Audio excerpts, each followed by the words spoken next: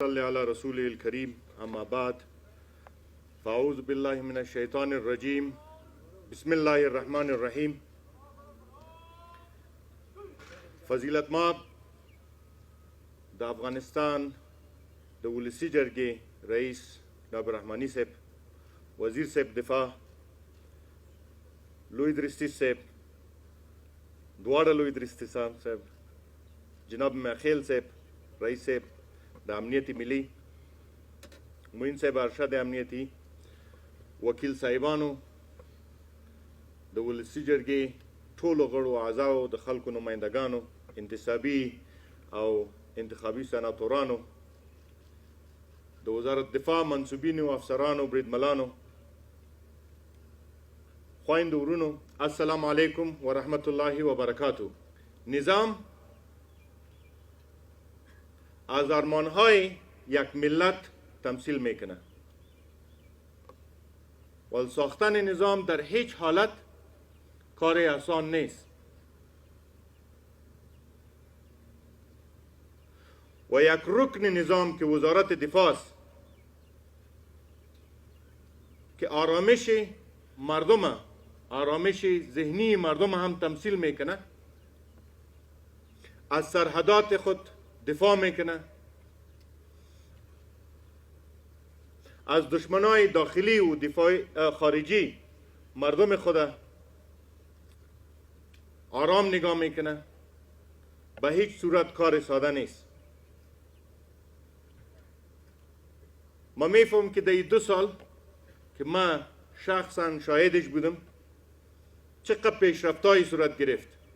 در این سال که تیر شد دشمن نام جنگ خود الفتح مانده بود، غرورش به اوج رسیده بود، فکر میکرد که ما را شکستانده و اینی وقتش است که میاین اما آخرین میخه در کفن ما میزنن. په دې کال کې جناب لوی صاحب تاسو ته، معین صاحب ارشد وزیر داخله او جنرال صاحب ضیا چې همدې فامیل عضو وو، طالبانو ته نظامی شکست ورکړو. یوه ولسوالۍ مو نه نیولی شوله، 8 مو ترنه بیرته ونیولې. دوی غوښتل چې ولایتونه فتح کړي. که د سولې پروسه نه وی، طالبانو تیر کال نظامی ماتې خوړلې وه. سخت کال باوجود د دې چې مونږ کومکونه او هغه توافقات چې جناب وزیر صاحب یاد کړل په هغې دلایلو باندې، مګر همدا اوس هم دومره تبلیغ چې دی کوي 1 انچ مخکې نه دی راغلی. زه د خپل وزارت دفاع په سربازانو باندې د یو افغان په حیث ویاړم. د افغانستان د عزت نه مو دفاع کړې ده، د دې ځای د نوامیسو د اراضي نه مو دفاع کړې ده. جنگ په یو سرحد نه دی، نور اردو، نور د نور مملکتونو اردو په خپل سرحد باندې خپل سرحدات ساتي. دلته تاسو کوڅه په کوڅه د دشمن سره جنگیږئ. یو غیر متعارف جنگ چې دشمن دلته مخ بیولی دی، د هغې سره مقابله کوئ. ولې هغه سرحدات هم ساتئ، نظام هم جوړوئ، خپل پرمختګ ته هم کار کوئ او د میخیل صاحب په راتګ سره به د خودکفایي کارونه نور هم ګړندي شي. دشمن د پردیو په لمسون، د یو استخباراتي ادارې په لمسون چې ټول مشران اولادونه یې په کراچۍ، په کوټه کې او په اسلام آباد کې زامنو لورګانې درسونه وایي، د خپل مملکت سره یو ذره اشنایي نه لري، ولسوالۍ نه پیژني، ولایت نه پیژني، اوبو ته پاڼي وایي، دلته زمونږ اولادونه غولوي او په خپل مملکت په ورانوي. طالب مشرانو، دا د شرم ژوند نور پرېږدئ. بې عزتي بس ده د یو افغان دپاره، غلامي هم بس ده د یو افغان دپاره. د چا غلامي؟ د یو استخباراتي ادارې غلامي. وشرمېږئ، ټولو باندې شرم دی چې دلته خپل پلونه ورانوئ، دلته افغان اولاد وژنئ. راشئ په عزت سره په خپل کور کې واوسېږئ، اولادونه هم دلته راوړئ چې افغانیت زده کړي، خپل تاریخ زده کړي، وکړی شي چې خپل افتخارات په خپل وجود کې وویني. دا د بې غیرتۍ ژوند نور مه کوئ. د افغانانو سینه ډېره غټه ده، تاسو ته ځای شته. ولی دشمنی که فکر میکنه که ما این نظام که با خون شهدای این ملت ساختیم این را تخریب خواهد کردن، او زمان او وقت گذشته. ما به حیث مشاور امنیت ملی کشور که بسیار از نزدیک همراه وزارت دفاع و داخله و امنیت ملی کار میکنم، این اطمینان برتان میتم که ما از کشور خود به هر صورت دفاع کرده میتونیم. کسانی که اشتباهی از ایره و یا فکر از ایره میکنن که جنگ خارجی بوده، اشتباه میکنن. هر روز ما شهید میتیم. هر زخمی را که ما در شفاخانه دیدیم، یگانه گپش ارمانش اینمی است که پس صحتیاب شوه و بره باز از ملت خود، از وطن خود دفاع کنه. برای دفاع ما امکاناتم پیدا میکنیم، چیزی که داریم از خودم کافی داریم، دیگه امکاناتم پیدا میکنیم. هیچ وقت سرباز خدا به نان و به امکانات نمیمانیم.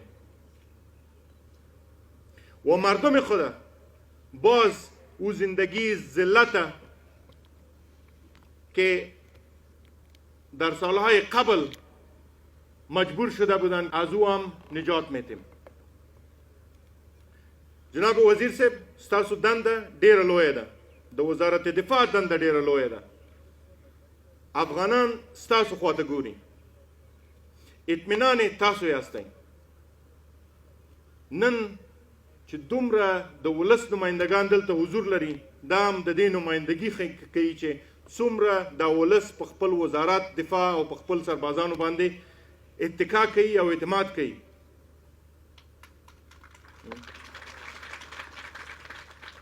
وزیر صاحب، هغه دشمن چې زما اولاد وژني، زمونږ په کور کې انفجار کوي، زمونږ پلونه ورانوي، زمونږ مکتبونه ورانوي، زمونږ مساجد د خپل هدف دپاره شهیدانوي، په مساجدو کې منځګزاران وژني، شهیدانوي. د دغه دشمن سره په هر نوع چې کیږي خپله مقابله نور هم قوي کړي. د دې نوي ټیم سره ډاکټر صاحب ضیا چې د جنگ کافي تجربه لري، ضرورت دې ته دی چې یو نامتعارفه غیر متعارفه جنگ ته قوت ورکړي. دشمن تر هغه پورې چې خپل شیطانت پرېښی نه وي، زموږ او ستاسو وظیفه دا ده چې د خاورې نه او د خلکو نه دفاع وکړو. جناب میاخیل صاحب، ستاسو وظیفه دا چې مونږ وکړی شو چې یو سرباز به په یو ځای کې هم د هیڅ شي کمی باید ونه لري. په بهترین تجهیزاتو باندې باید هر سرباز هر امکانات ولري تر څو چې په بهترینه توګه د افغانستان د خلکو، نوامیسو او د اراضي نه دفاع وکړي. جناب وزیري صاحب، لوی درسي ستر جنرال خینو بخیر، ډیره مننه درنه کوم. تیر کال اسانه کال نه و، پوهېږم چې سختې په موږ او تاسو راغلې، بعضې خبرې به هم سختې سره تېرې کړي، خو د ولس دپاره وي، د ولس د دفاع دپاره وي. سخت حالت کې تاسو په ډېر مدبرانه توګه وکړی شول چې د افغانستان د مسلحو قواو لوی درستیزي وکړئ.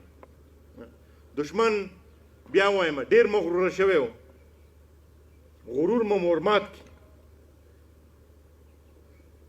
خدای مو همداسې هسکه او میړانه ژوندی راته لره. انشاءالله چې زموږ او ستاسو کار خلاص شوی نه دی، خپل کوښښونو ته به دوام ورکوو. مونږ په ستا ویاړو، ستا په خدمتونو ویاړو، او ستا په رقم هر بچی چې د دې مملکت دپاره خدمت کوي باید په دې پوه شي چې لکه څنګه تاسو د یو سرباز نه د یو افسر نه د کنډک د قمندانۍ نه تر لوی درستیزۍ پورې ورسېدی. نن په حیث د ستر جنرال د قوای مسلح د خپلې وظیفې ته دغه وظیفې ته نظامي وظیفې ته د پای ټکی کېږدی. دا هر افغان کولی شي په باعزته د خپل مملکت نه د خلکو نه دفاع وکړي. دا کار د طالب بچي ته هم امکان لري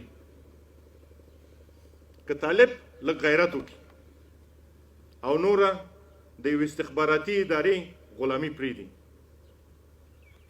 تر هغه وخته پورې به موږ او تاسو د دې مملکت دفاع کوو. جناب وزیر صاحب، تاسو ته نوي ټیم ته مو مزید توفیقات غواړم. خدای مو کامیابه لره او هماغه رقم چې مو ویلي وو چې سر به م وهو او سنګر به م نیسو دوام ورکړي. جناب مننه، ډېره مننه، تشکر بسیار.